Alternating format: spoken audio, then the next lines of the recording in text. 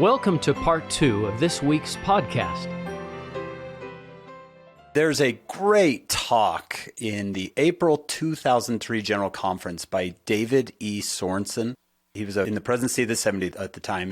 It's called Forgiveness Will Change Bitterness to Love. And he talks about these two farmers in the middle of Utah. Mike, you probably remember this story. I do.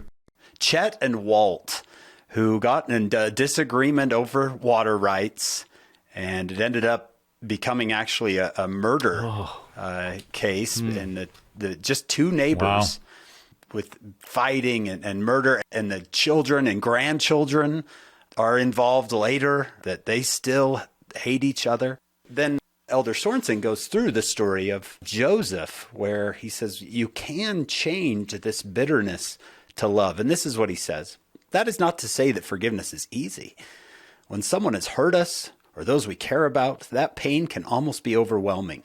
It can feel as if the pain or the injustice is the most important thing in the world, and that we have no choice but to seek vengeance.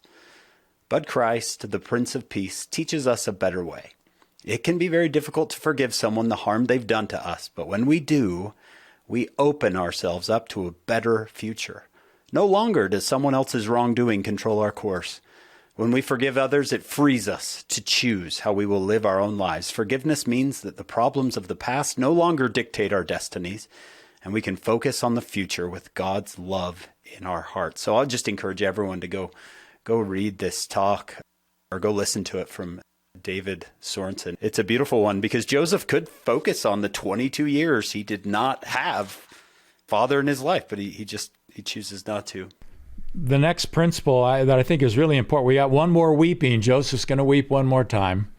And this idea is going to be emphasized again, that God will make the negatives positive. Genesis is going to end in that. So here's the principle, is the way I'd say it. Accept forgiveness when it is offered freely. Remember, there are no servants in the kingdom, only brothers. So Jacob dies. He's in Egypt 17 years.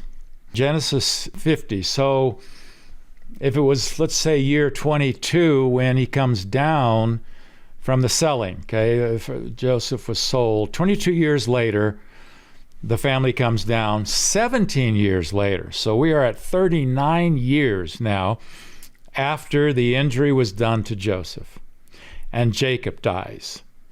Now what do the brothers think? Verse 15.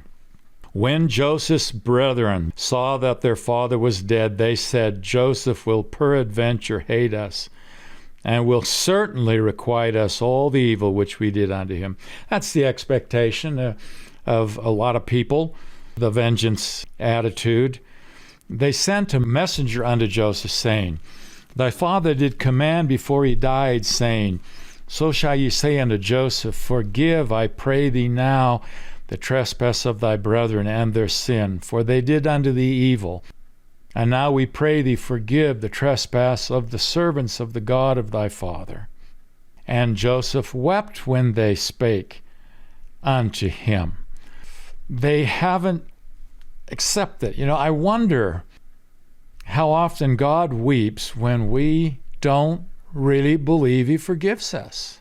When he says, look, I've not only forgiven, I forget. And it's important in your relationship to realize that I not only forgive, but there is forgetfulness in the relationship. And you need to forget it too. Joseph wept when they spake unto him. And his brethren also went and fell down before his face, and they said, Behold, we be thy servants. Now Joseph doesn't want servants. He wants brothers. There's an echo in the prodigal son. What does the prodigal son say to his father? I will arise, I will go to my father, and I will say unto him, Father, I have sinned before heaven and in thy sight. Just what the brothers are saying here. We did evil. We know I am no more worthy to be called thy son. We are no more worthy to be called thy brothers. Make me as one of thy servants. I know the relationship can't be the same, so I'm content with servant.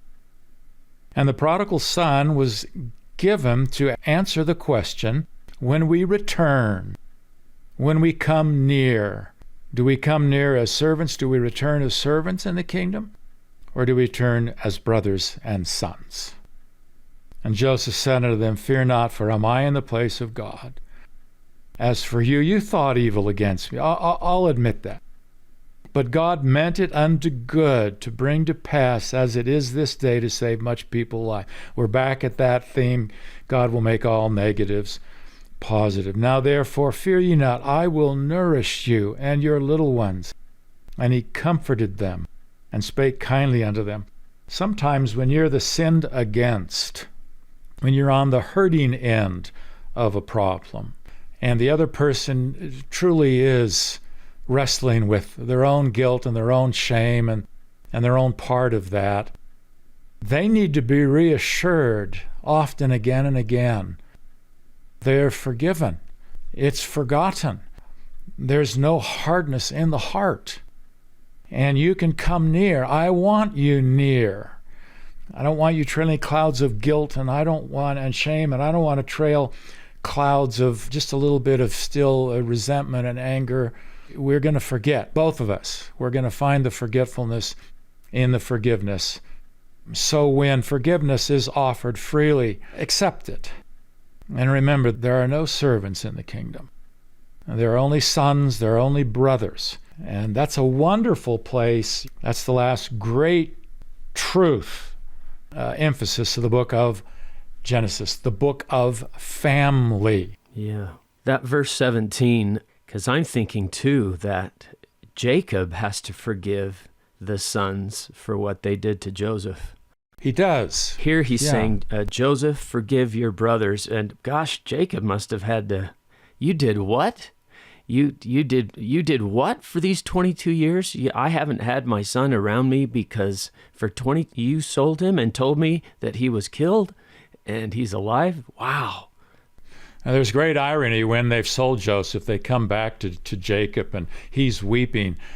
Now they can kind of end his weeping, and the verse says they comforted him. And I'm saying, well, that's an ironic word. They comforted him about the loss of Joseph when they know he's not. Benjamin probably didn't know. Maybe Benjamin all his life. I don't suppose Leah knew. That would have been an interesting meeting to go back when Jacob, Leah, the whole family finds out. And they have to say what they did and what's happened. And great hurt was done to Joseph. And to Jacob. Yeah. And to Jacob. And to Benjamin. Yeah. And great hurt requires great forgiveness. When you were saying accept forgiveness when it's freely offered, a verse that came to mind to me that I missed something profound in this for so many years, when Alma is talking to the Zoramites, who on the Rameumptom said, Thou hast made it known unto us there will be no Christ. Right. And so Alma goes through these texts from the plates of brass and says, look, God will have a son. Look at all these verses about God will have a son. Well, in Alma 33:16, for behold, he said, and this is Alma saying, Zenoch spake of these things. So this is Zenoch. Thou art angry, O Lord, with this people, because they will not understand thy mercies, which thou hast bestowed upon them because of thy son. And I always read it saying, oh, look, he's saying, see, God will have a son. Your doctrine on the Rameumptom was wrong. But I missed that beautiful phrase, thou art angry, O Lord, with this people, because they will not understand thy mercies. If I could improve on that verse, I would say God weeps when you don't understand that. Yeah. That verse says he's angry. I'm not trying to correct the Book of Mormon. Right. But I'm saying I think you can improve on it. In this case, it is a weeping. Yeah. I don't want you to carry this. Let it go. Don't you understand my mercy? Yeah. My mercy. We're brothers. I don't want servants. It pains me for you to think that I would take vengeance on you, or that you don't understand for the last 17 years. I forgave you. I forgave you before you even know who I was. Mike, I've heard you talk about in the past this idea of twice blessed. I think it's an old quote that you used to teach with. Can you bring that back up? That's from The Merchant of Venice. It's Shakespeare, and Shakespeare always has the ability to say beautifully what needs to be said. So here is the speech. It's given by Portia when Shylock wants his pound of flesh. He wants vengeance. He wants revenge. And Portia, the woman, the lead, is trying to show him there's a better thing than justice. And so she says, the quality of mercy is not strained. It droppeth as the gentle rain from heaven upon the place beneath. It is twice blessed. It blesses him that gives and him that takes. That's what the meaning twice blessed is. It means both parties are blessed by it. The one who receives the forgiveness and the one that gives the forgiveness. Joseph teaches that really beautifully. And then the second part of that quote really fits Joseph, because Joseph is in a position of power over his brothers. Shakespeare says, "'Tis," meaning mercy, "'tis mightiest in the mightiest. It becomes the throned monarch better than his crown. His scepter shows the force of temporal power, the attribute to awe and majesty, wherein doth sit the dread and fear of kings. But mercy is above this sceptered sway. It is enthroned in the hearts of kings. It is an attribute to God himself, and earthly power doth then show likest God's, when mercy seasons justice. Therefore, though justice be thy plea, consider this, that in the course of justice none of us should see salvation. We do pray for mercy, and that same prayer doth teach us all to render the deeds of mercy. I wish I could write like that. That's a lovely exclamation point on many stories. There's reconciliation, like I say, between Sarah and Hagar, between Jacob and Esau. Twice blessed. Twice blessed. It's twice blessed. It blesses the person who gives it, and it blesses the person who receives it. And it's easiest to give when we tie it in with the other great principle of Joseph's life. God's going to make it all the negatives good. So no matter what people do to hurt you, no matter what happens, if you just stay on the path, God will make it good. Life is fair. Life is just. Or at least eternity is. And it's going to be that way because God has that power and ability to make it all that way. This is a plan of happiness, and and he wants us happy, and that's how it's going to end. It seems like a critical paradigm, Mike, is the idea of if I forgive, I'm not giving up something that I deserve. I'm actually choosing to bless my own life. It seems in forgiveness that I'm sacrificing so much to forgive someone, when if you can change that paradigm, that twice blessed, you're actually choosing a blessing. Yeah. And it's hard. Forgiveness is hard. Joseph, we don't know what he felt all those years. I think probably hearing his brother's agony over it touched something in him. And that's that first weeping that he gets. You talked about creating a space in yourself. And I wonder if it took Joseph 22 years to get to the point where he could say, you know what, maybe God did this. Maybe God, those beautiful verses. When he names his sons? Yeah, when he says, God did send me before you to preserve life.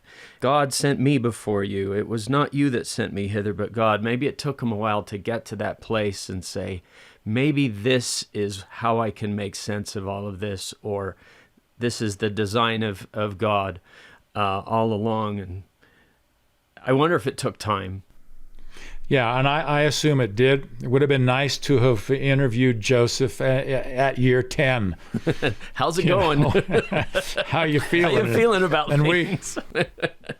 How's your family? Right, yeah. We might see a little bit different viewpoint, but what he does through all those years, and we talked about that principle. If you find yourself living the unexpected life, make the best of it and don't get mad at God. I wanted you to talk about Judah, the great-great-grandfather of Jesus here, offering himself, and where he says, how can I go to the Father and the lad not be with me? Do you remember teaching that years ago? I don't want to read it that this is the meaning of it, but I'm trying to always get insight into the Father and the Son. The purpose of the Scriptures is to answer Pharaoh's question that, you'll be talking about, I think, next week. The theme of all Scripture, ironically, is given by Pharaoh when he says to Moses, "Who is the Lord that I should obey his voice? I know not the Lord." So the purpose of Scripture is to learn to know the Lord so we will obey his voice. The Scriptures are the answer to Pharaoh's question. Well, let me introduce you to him. And if you know this God, you will want to obey him and worship him if you really know what he's like.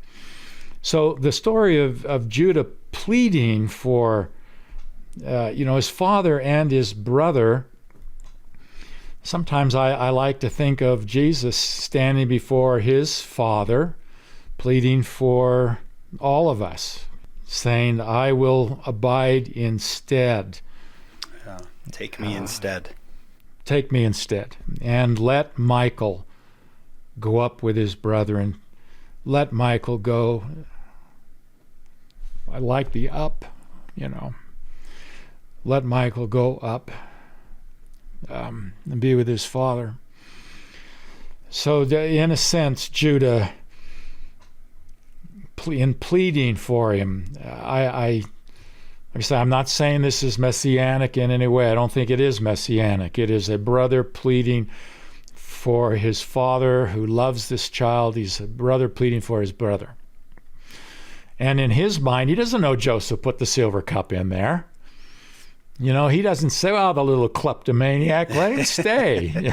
Good riddance. We finally got rid of Rachel's other son. He really pleads for him. And I think Judah in that plea has echoes of the Savior pleading for all of us because he knows the distress of his father if we don't return. And so, take me. I will take the consequences and let them go free. I love that principle of how shall I go up to the Father and the lad not be with me? How can I return without him? There's a little bit of, in my mind, I don't think it was meant this way, but I hear a little John 17, the great intercessory prayer. We might not say that the Judah is, a similitude of Christ here or a foreshadowing or a type of him, but we would say Judah would have an understanding of the heart of Christ. I can hear the Savior say, "Do you understand me now, Judah? Do you understand my heart? Because your heart is with my heart in this thing." Concern for a father who loves his children and the willingness to pay whatever price is necessary in order that the lad be with me. You see the connection with Christ's lineage from the tribe of Judah. Yeah, I think it's okay to see there. What were the other two things you want to do? Well, I've got, it's in the patriarchal blessings that are given. Jacob gives Ephraim and Manasseh their blessing, and then he goes to all the others. You sense the tragedy of Reuben a little bit when he calls him the excellency of dignity. Reuben must have been a really wonderful man, but he has that he went and defiled Bilhah. And if Jasher is right, that's an even worse thing. So the next principle I would say, and it's related to the other ones, is our interpretation of events and even prophecies may change dramatically with time and perspective. So here's the most interesting of all the blessings to me. It's in verse 5 and 6 and 5 through 7. It's Simeon and Levi's blessings. we usually go to Judah's blessing, and the scepter will not depart from Judah till Shiloh comes, and Joseph's blessing, a fruitful bough hanging over the wall. There's a lot of talk about that, but I don't think people talk about Simeon and Levi's blessings, and I just would point something out to you. So verse 5. What chapter are we in again? Chapter 49. Dinah is raped. She's the younger sister of Leah's family, Judah and Simeon. So they go up and they trick the little village where she was not only raped, but they still have her. She's been kidnapped. And they trick him into getting circumcised, and then they go in and they massacre all the men. Okay, you know that story. Jacob is referring to that moment. Genesis is a violent world. It's not a safe world. And so he says, Simeon and Levi are brethren. Instruments of cruelty are in their habitations. They killed innocent people. O my soul, come not thou into their secret. Under their assembly, mine honor, be not thou united. For in their anger they slew a man, and in their self-will they dig down a wall. Cursed be their anger, for it was fierce, and their wrath, for it was cruel. I will divide them in Jacob and scatter them in Israel. Now that sounds like a curse, doesn't it? I read it for you. I say that's a curse, but look at in verse 7. I will divide them in Jacob. Now, who's the descendants of Levi? Well, Moses and Aaron are the descendants of Levi. And what happens to the tribe of Levi? Where is their inheritance in the passing out of tribal inheritances in the land? They're spread among everything, aren't they? They are divided in Jacob and scattered in Israel. But is it a bad thing or a good thing? That's where the priesthood is out to bless all of the tribes. That's where the priesthood is. So the actual fulfillment of Jacob's blessing that I don't think even he realized when he gave it. It sounds like it's a really bad thing as you read it in Genesis. But when you get later on in the Old Testament and you realize that the Levites, for their devotion to God, are given the priesthood and are scattered in all the inheritances of the other tribes in order to bless them with the ordinances and the sacrifices, it is not a curse at all. It really is a blessing. So sometimes our interpretations of events may change dramatically with time and perspective. The fulfillment of cursed, it sounds like a curse. But even God can turn curses into blessings. He can do that in the way they are divided and scattered. Yeah. It's a good dividing and a good scattering for them. Yeah, that's the theme of today, isn't it? That the worst of things, the Lord can turn it around. It's Isaiah's beauty for ashes idea. Yeah, it is. Well, maybe one last final thought. Joseph teaches us a lot of things, and there's a phrase that is used of Jacob and of Joseph. Joseph in Genesis 50, we didn't go there, but that's okay. In the JST, I'll just pull one thing out of that I really, really love. So I'm in Genesis 49:33. Jacob's dying. He's given all his children blessings, or a curse that turns into a blessing. And in verse 33, when Jacob had made an end of commanding his sons, he gathered up his feet into the bed and yielded up the ghost. And I just love this Old Testament expression. And was gathered unto his people. And so my last principle is death is but a gathering unto our people. And a lot of us have, it's an emotional thing for me. I debated whether I'd even try and do this. There are people on the other side of the veil that we really want to be gathered to. And I love that phrase. Death Where is thy sting? Paul asks. And I would say to Paul, I know where it is. I know where death's sting is. It's right here in my memory and in my heart. I know the sting. But one day we will be gathered unto our people. Mothers, fathers, siblings, children, spouses. We go to the Joseph Smith translation, Genesis 50, 24 through 38. Joseph is now old, and he is dying. And he gives all these predictions. There'll be a Moses. He'll take you out when Moses comes. When you go back to Canaan, you take my bones with you. In verse 24 of Genesis 50 in the JST, at the back of page 799, okay? And Joseph said unto his brethren, I die, and go unto my fathers, and I go down to my grave with joy.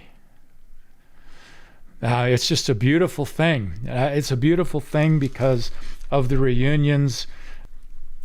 Talk about reconciliations and reunions. That's got to be one of the most beautiful, to be gathered to your people and go down to your grave with joy, to go to your fathers. And I think to be able to say to the fathers, as Joseph would be able to say, and which I hope to say to my fathers, who gave me the inheritance, the birthright I have, the right to gospel truth, the right to all the beauties of the gospel truth, and many other blessings, but especially the blessings of truth and a love of God, and that came from my first ancestors that accepted the gospel. I was handed down from them to my mother to me, that one day I think Joseph could say to Abraham, Isaac, and Jacob, I accepted the gift. I have not broken the chain. You can say Abraham, Isaac, Jacob, Joseph, Ephraim, right? I have not broken the chain. I passed down the birthright. I gave the inheritance. I passed on the gifts and the covenants that you gave to me. I think he's also saying to his children, Ephraim and Manasseh, you too must pass it on. You too will pass it on. I can see that my children have accepted it. So if I were to die today, I would be gathered to my fathers. I would be gathered to my people.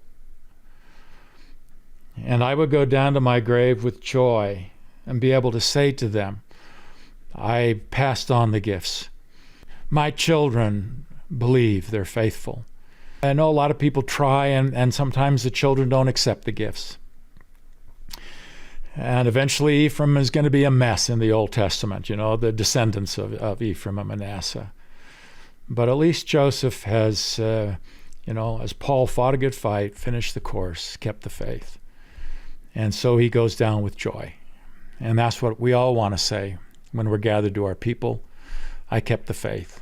I passed on the gift. I accepted the gifts. I did my very best to pass it on to the next generations. And every generation has to decide, will they accept those gifts or not? My patriarchal blessing ends with that idea. I bless you with the spirit of Elijah. It says that you and your posterity will render and fulfill the promises made unto the fathers, that thou mayest yet meet with them in the resurrection of the righteous, with the hand of fellowship, love, and great rejoicing together. Wow. So I think one of the last great, beautiful messages of Joseph and Jacob is that how to die. I want to be gathered to my people.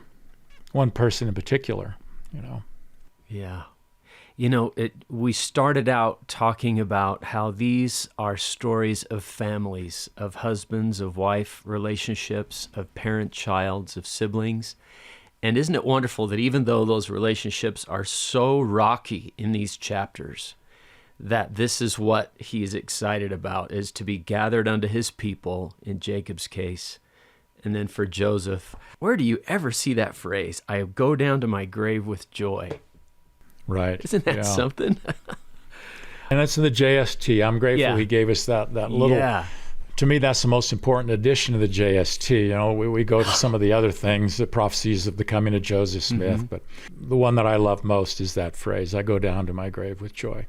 I'm not going to be ashamed when I stand before them. I really want to end on a high note, but I did want to ask you, because I've had students ask me, and they've said, hey, my patriarchal blessing says I'm the tribe of Dan, and when I look to see what blessing Dan was given, and usually I'll just say, well, you got to read your own patriarchal blessing. Yeah, if I had a son who was given a Dan as a patriarchal lineage, what we don't want to do is to, put some kind of hierarchy of, they all have responsibilities. They all have the blessings of Abraham, Isaac, and Jacob, all of them, as does Ishmael. Yeah, he's from Abraham, yeah. Ishmael fulfills the Abrahamic covenant. Islam is a fulfillment of the Abrahamic covenant. The Quran, the Prophet Muhammad, is a fulfillment of the Abrahamic covenant that God will bless through the lineage of Abraham all the nations of the earth. And Islam has been a great blessing to millions, billions of people for, 1,400 years. They also fulfill it. The Jews fulfill the Abrahamic covenant. Christianity fulfills it. 3 great religions arose out of Abraham. And those are the blessings that are most critical. But the names of them, I think Moses is going to give another set of patriarchal blessings in Deuteronomy, and sometimes I go there. So here's Reuben in Deuteronomy 33, verse 6, let Reuben live and not die, and let not his men be few. That's a beautiful blessing, that you would have posterity and live. Live how? Where you can interpret that.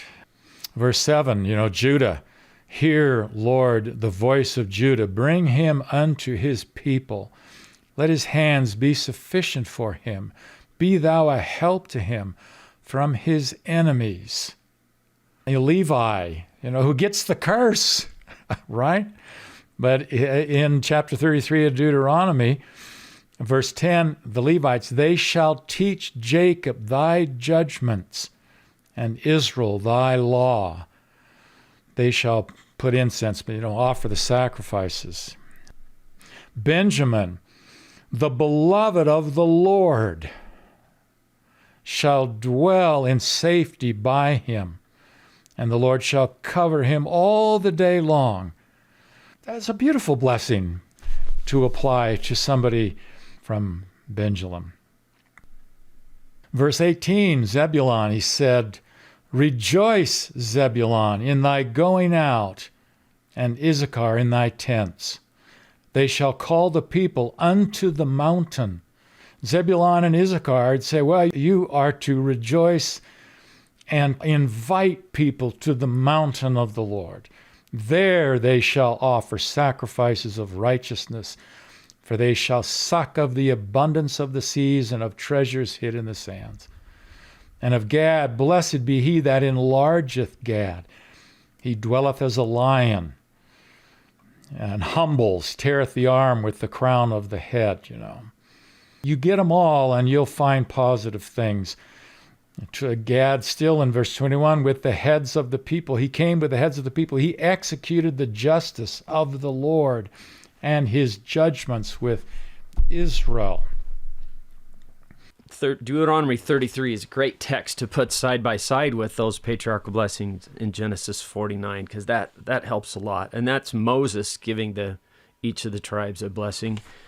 I'm looking at all the footnotes. There's about 6 to Deuteronomy 33 in Genesis 49. Yeah. O Naphtali, satisfied with favor, full with the blessings of the Lord. Asher, let Asher be blessed with children. Let him be acceptable to his brethren. I don't think anybody needs to feel somehow I'm not Ephraim or Manasseh. I'm Naphtali, and that somehow that's a diminishment in any way. You are representing that tribe because they all are represented in the restoration. They all were going to do good things. They would all fulfill the Abrahamic covenant. They're all house of Israel. They're all house of Israel, and there are positive things said about all of them. And like I say, even the curse of Levi is a blessing. Yeah. Even Levi. Yeah. Oh, well, thank you for covering that. Mike, this has been just an absolutely wonderful day. Wow. I loved the story of Joseph before. All right. I thought it was one of the greatest stories ever told. And I feel that even more so now. I'm so glad you said to mark all of the weepings and I think those are probably part joy, part sadness, I'm so glad we're reunited. There's so much that came into each of those weepings. I think that was really fun to mark all of those. Relief. I don't weep as much as I wish I did sometimes. I think it's a gift. There is a beautiful Jewish story about Adam and Eve when they leave the garden, and God says to them, you are going into a world of incredible pain and challenge and difficulties, and your lives are going to be hard and sometimes bitter. So I brought you a gift. Look, and he holds out his hand, and there's a little pearl in them, a little clear pearl in the palm of God's hand. And they say, what is this? And God says, it is a tear. It is a tear. And when life is difficult for you, or when your heart is full, these pearls will fall from your eyes, and you will be comforted. Wow. So it's a beautiful little Jewish wisdom. Tears are a gift from God, and we cry a lot of different tears, don't we? Mike, before we let you go, I think our listeners would be interested in your thoughts on where your scholarship and your education and your faith, what that journey's been like for you. I think all of us have our challenges. I was in my patriarchal blessing, since we kind of talked about those. I was blessed with a believing heart. And it's a good thing because I also have a questioning mind. And sometimes the believing heart and the questioning mind have some interesting conversations with each other. Okay. The Old Testament can spark a lot of those interesting things, where the heart says, the flood was universal over the whole earth, and my mind says, do you know how impossible that really is? We need 10 aircraft carriers to hold all those animals. So occasionally my mind has to tell my heart, we need to look at this with reason. And sometimes my heart has to say to my mind, just have to trust me here in some of these issues. I have wrestled with just about every issue in the church that people wrestle with. And that is kind of why I did this last little book that you talked about, Holding On. My tactic usually isn't that I'm always going to be able to resolve all the issues in church history or in some social issue today or some scriptural problem. What I want to find are strategies that help me just to hold on. And there's that whole idea in my life of holding on comes from the Old Testament, of all books, Habakkuk. How many people ever read Habakkuk? That Habakkuk is wrestling with understanding God and God's ways. He has questions, and he wrestles with them. We all have questions, and we wrestle with them. It's okay to have questions. It's okay to wonder about the church's stand or the imperfections. I have learned to live with imperfect scriptures, imperfect people, imperfect prophets, imperfect me, imperfect organizations. I'm okay with it. And Habakkuk ends, he doesn't get answers to all his questions. He's told by God, trust me. You'll have to live by your faith. And sometimes faith is like a tiny, tiny little ledge on a high mountain cliff. It's not a wide road. It's a tiny little cliff. And Habakkuk says, God will make my feet like hind's feet. A hind is a deer, an ibex, who can walk on the tiniest little ledges of rock. And there have been times in my life where my faith felt like Habakkuk's high places. He will cause me to walk, give me hind's feet that I may walk on my high places and not fall off. I just have learned to hold on. Sooner or later, the path widens. I haven't been walking on a tiny ledge all my life, but I know what it's like to walk on a tiny ledge and have the road widen and go back, and it goes back to a tiny ledge, and so we just hold on. I'm grateful for Habakkuk's image. It's a beautiful image. I try to help people. The road will widen. There's in Genesis a beautiful thing that the servant of Abraham says when he's going to get Rebecca. And he finds her, she waters a camel. I'm sure you talked about the 10 camels. And he says, I being in the way, God led me to Rebecca, to my master's brethren. And I like that. I being in the way. If I just stay on the path, God can lead me. And so I say every good thing you want in life is on the path. Every good thing you want is on the path somewhere. Now, it may not be at the position on the path that you want it to be on. It may be way down the path. But if I leave the path, God can't lead me. He can only give me all my heart desires if I stay on the path.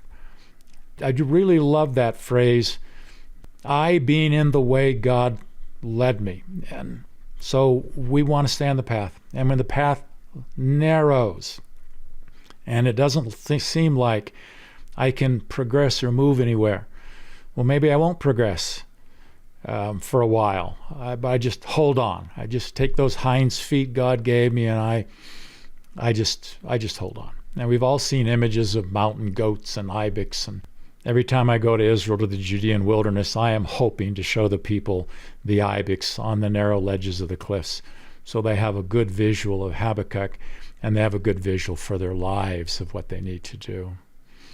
But I do know what it is to wrestle with issues and to feel that fear that comes into your heart. What if it's not true? What if,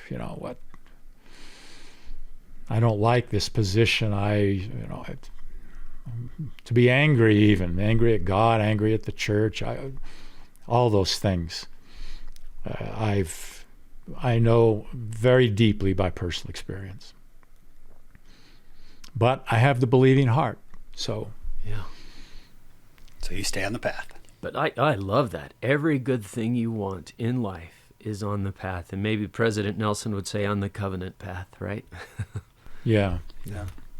We just stay on it. Yeah.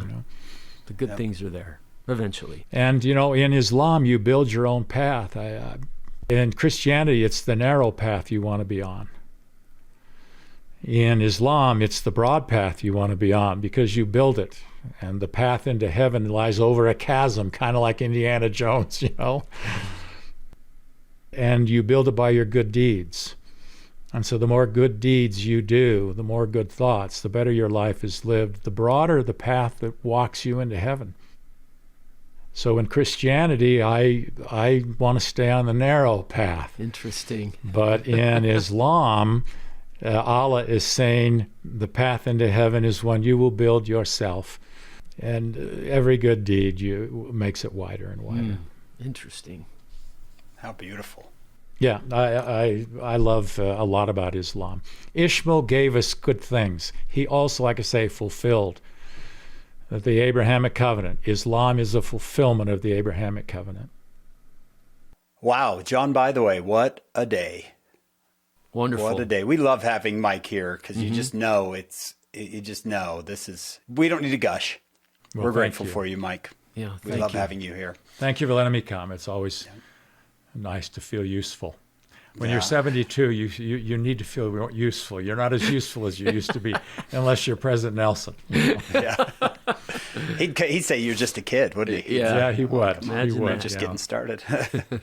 Well, thank you for everyone for listening and enjoying this time with Dr. Wilcox with us. We're grateful for your support. We're thankful for our executive producers, Steve and Shannon Sorensen, and our sponsors, David and Verla Sorensen. And we hope all of you will join us next week for another episode of Follow Him.